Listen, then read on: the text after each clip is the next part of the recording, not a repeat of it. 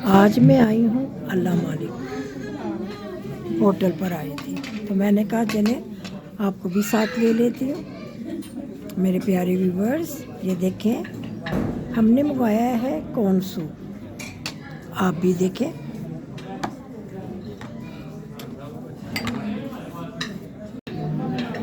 देखें मेरे हस्बैंड है कॉर्न सूप के ज़रा शौकीन है, तो मैंने उनके लिए कॉर्न सूप मंगवाया।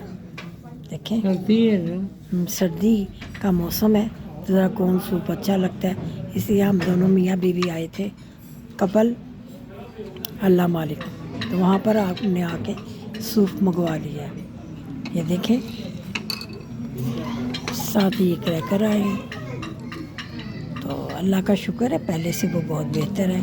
अल्लाह का बड़ा करम है, हम बड़ा एंजॉय करते हैं अपने मियाँ के साथ। और ये देखें माय हस्बैंड माय हबीब मेरे साथ आए हैं, अल्लाह मालिक में आए हैं हम। ये सियालकोट का बहुत अच्छा होटल है, यहीं पे जब हमारा दिल चाहता है तो हम मियाँ बीवी आ जाते हैं।